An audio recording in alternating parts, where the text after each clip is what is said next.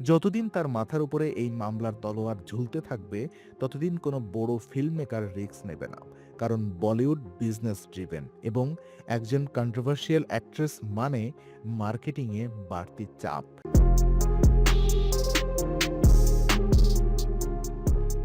একটা সময় ছিল যখন বলিউডের সবচেয়ে ঝলমলে মঞ্চে যার নাম উচ্চারণ হতো সে ছিল জ্যাকুলিন ফার্নান্ডেজ। শ্রীলঙ্কা থেকে আসা এই মেয়েটা একদিন মিস ইউনিভার্স শ্রীলঙ্কার মুকুট পরেছিল।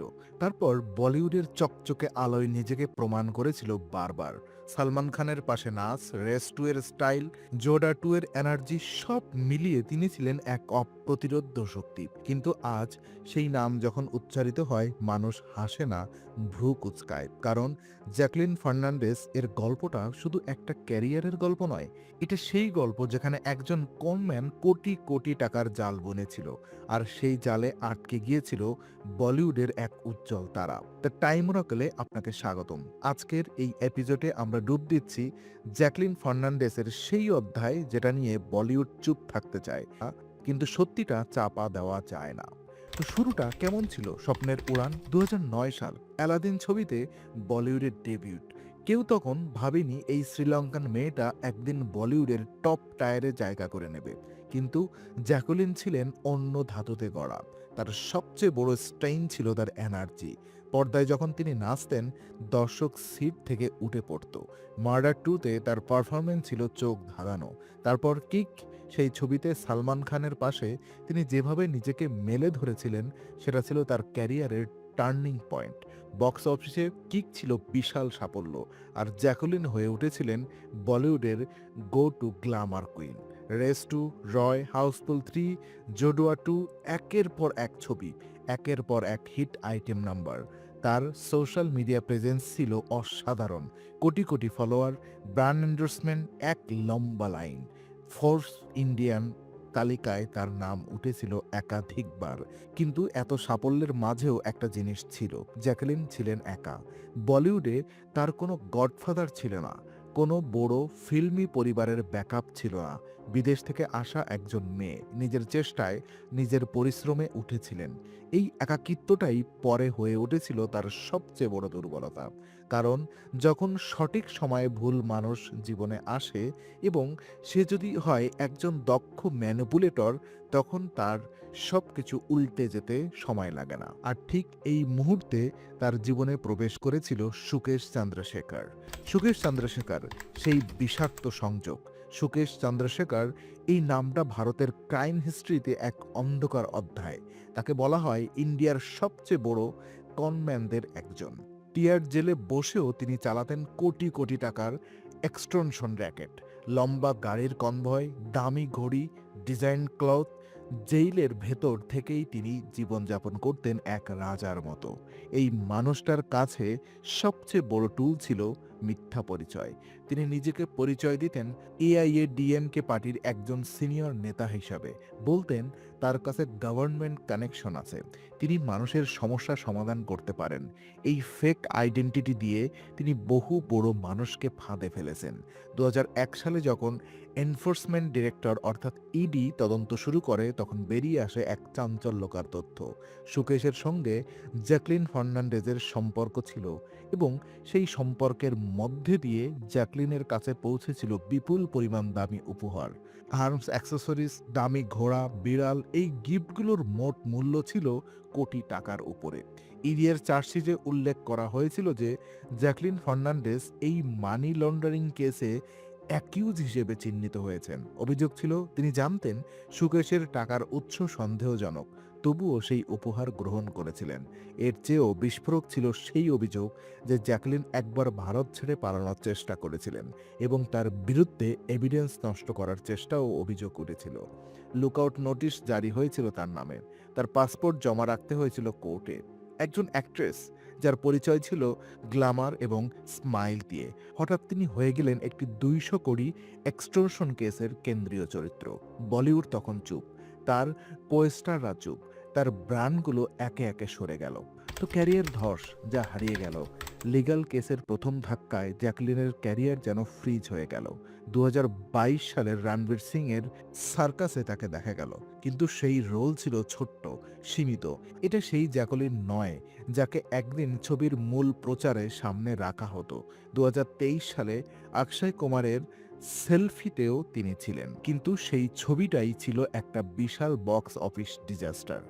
আর এই দুটো ছবির পর যেটা স্পষ্ট হয়ে গেল, জ্যাকুলিনকে এখন আর কেউ লিড অ্যাক্ট্রেস হিসেবে কাস্ট করতে সাহস করছে না। ব্র্যান্ড এন্ডোর্সমেন্টের জগতে তার পতন ছিল আরও দ্রুত এবং নির্মম। একসময় যে মেয়েটা একাধিক বড় ব্র্যান্ডের ফেস ছিলেন, তাকে একে একে সরিয়ে দেওয়া হলো, কারণ ব্র্যান্ডের কাছে ইমেজ সবচেয়ে গুরুত্বপূর্ণ। আর একজন অ্যাকিউজড অ্যাক্ট্রেসের সঙ্গে অ্যাসোসিয়েশন মানে নিজের ব্র্যান্ডের ক্ষতি। সবচেয়ে কঠিন সত্য হলো, বলিউডে যখন কেউ বিতর্কের মধ্যে পড়েন, ইন্ডাস্ট্রি খুব দ্রুত তাকে ভুলে যায়। কোনো কোয়েস্টার এগিয়ে আসেনি, কোনো ফিল্ম মেকার পাবলিসিটি তার পাশে দাঁড়াননি। সেই সালমান খান, যার ছবিতে জ্যাকলিনের ক্যারিয়ারের সেরা সময় কেটেছিল, তিনিও নীরব। সোশ্যাল মিডিয়াতে জ্যাকলিন তখনও অ্যাক্টিভ, ইনস্টাগ্রামে কোটির বেশি ফলোয়ার, কিন্তু সেই পোস্টারের নিচে কমেন্ট সেকশনে কি লেখা থাকতো জানেন? কটূক্তি, ট্রোলিং। মানুষ ভুলে যায়নি, মানুষ ক্ষমাও করেনি। একজন অ্যাক্ট্রেস এর কাছে সবচেয়ে মূল্যবান সম্পদ হলো দর্শকদের ভালোবাসা এবং বিশ্বাস।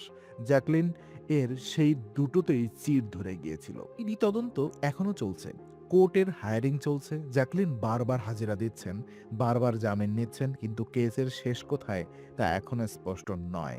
সুকেশ চন্দ্রশেখর নিজে জেলে থেকে বহুবার মিডিয়াতে চিঠি পাঠিয়েছেন। কখনো দাবি করেছেন জ্যাকলিন তাকে ভালোবাসতেন, কখনো বলেছেন তিনি ম্যানুপুলেট হয়েছেন। এই বিবৃতিগুলো কেসকে করেছে আরও জটিল এবং জ্যাকলিনের ইমেজকে করেছে আরও ক্ষতিগ্রস্ত। লিগ্যাল অ্যানালিস্টরা বলেছেন, এই ধরনের মানি লন্ডারিং কেসে সম্পূর্ণ নির্দোষ প্রমাণ হওয়া অত্যন্ত কঠিন। এমনকি যদি জ্যাকলিন আলটিমেটলি ক্লিয়ার হনও, তখন তার ক্যারিয়ারে হারিয়ে গেছে। এমনকি যদি জ্যাকলিন আলটিমেটলি ক্লিয়ার হনও, তখন তার ক্যারিয়ারে যা হারানোর হারিয়ে গেছে তা ফিরে পাওয়া কতটা সম্ভব? তো সবচেয়ে বড় প্রশ্ন হলো টাইমিং। বলিউডে বয়স একটা বড় ফ্যাক্টর। যত বছর এই লিগ্যাল ব্যাটল চলবে, তত বছর তার অ্যাক্টিং ক্যারিয়ার থেকে দূরে থাকতে হবে।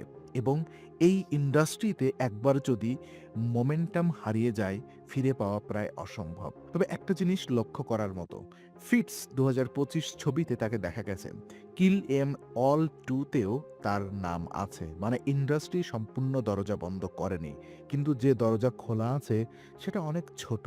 তো ভবিষ্যৎ কি? ফিরে আসার সম্ভাবনা কতটুকু? এখন সবার মনে একটাই প্রশ্ন, জ্যাকুলিন কি আর ফিরবেন? সৎ উত্তর হলো, সম্পূর্ণ ফেরা এখন প্রায় অসম্ভব। এ লিস্ট বলিউড অ্যাক্ট্রেস হিসেবে তার যে স্থান ছিল সেটা পুনরুদ্ধার করতে হলে লাগবে একটা অলৌকিক ঘটনা। কিন্তু সম্পূর্ণ হারিয়ে যাওয়া হয়তো হবে না। কেন? কারণ এই ইন্ডাস্ট্রিতে কিছু মানুষ আছেন যারা কন্ট্রোভার্সিকে ব্যবহার করে নিজেদের রিইনভেন্ট করেন। জ্যাকলিনের কাছে এখনও আছে কোটির বেশি সোশ্যাল মিডিয়া ফলোয়ার, একটি রিকগনিজেবল ফেস এবং একটি দক্ষ পিআর টিম। তিনি হয়তো লিড অ্যাক্ট্রেস হিসেবে ফিরবেন না, কিন্তু ওটিটি প্ল্যাটফর্মে supporting role, regional cinema, reality show অথবা লাইফস্টাইল ইনফ্লুয়েন্সিংয়ের এই পথগুলো এখনও খোলা। বলিউডের ইতিহাসে এমন নজির আছে, অনেক অ্যাক্ট্রেস কন্ট্রোভার্সির পর নিশ ক্যারিয়ার গড়েছেন। কেউ ফিটনেস ইনফ্লুয়েন্স হয়েছেন, কেউ ওটিটিতে কামব্যাক করেছেন। জ্যাকুলিনের জন্য সেই পথটাই হয়তো বাস্তবসম্মত। তবে সবকিছু আগে লাগবে লিগ্যাল রিসলিউশন। যতদিন তার মাথার উপরে এই মামলার তলোয়ার ঝুলতে থাকবে, ততদিন কোনো বড় ফিল্ম মেকার রিস্ক নেবে না। কারণ বলিউড বিজনেস ড্রিভেন এবং একজন কন্ট্রোভার্সিয়াল অ্যাক্ট্রেস মানে মার্কেটিংয়ে বাড়তি চাপ। সবচেয়ে ইন্টারেস্টিং হবে দেখতে জ্যাকুলিন নিজে কিভাবে এই পরিস্থিতি সামলান। তিনি কি পাবলিকলি কথা বলবেন, কোনো ইন্টারভিউ দেবেন, নাকি চুপ থেকে কাজ দিয়ে নিজেকে প্রমাণ করার চেষ্টা করবেন? এখন পর্যন্ত তিনি বেশিরভাগ ক্ষেত্রে নীরব থেকেছেন এবং সেই নীরবতা নিজেই একটা বিবৃতি। এটা সেই গল্প যেটা গ্ল্যামারের আলোর নিচে লুকিয়ে থাকে অন্ধকার, যেখানে একজন কনম্যান একটি মানুষের বিশ্বাসকে ব্যবহার করে লক্ষ লক্ষ মানুষের টাকা লুটে নেয়। আর সেই অন্ধকারের স্পর্শ লাগলে জীবন আর আগের মতো থাকে না। তিনি কি ভুল করেছিলেন? হয়তো তিনি কি ম্যানিপুলেট হয়েছিলেন? হয়তো। কিন্তু এই হয়তোগুলোর উত্তর দেবে আদালত, সময় দেবে। আমরা শুধু জানি একদিন যে মুখ দেখে ভারতের কোটি, কোটি মানুষ হাসতো, আজ সেই মুখ নিয়ে চলছে তদন্ত, কানাঘুষা, বিচার। বলিউডের জায়গা যেখানে আজকের হিরো কালকের ভিলেন হয়ে যায় এবং কালকের ফলেন স্টার আবার উঠে দাঁড়াতে পারে যদি সে সত্যিকারের লড়াই করতে জানে। জ্যাকলিনের কাছে এখন একটাই পথ, সত্যকে সামনে আনো, আইনি লড়াই শেষ করো এবং নিজেকে নতুন করে গড়ো। তিনি পারবেন কিনা সেটা সময় বলবে, কিন্তু দ্য টাইম অরাকলে সেই দিনের অপেক্ষায় থাকবে। এই ছিল আজকের এপিসোড। যদি সত্যিকারের গল্প শুনতে ভালো লাগে, চ্যানেলটি সাবস্ক্রাইব করুন, বেল আইকনটি চাপুন।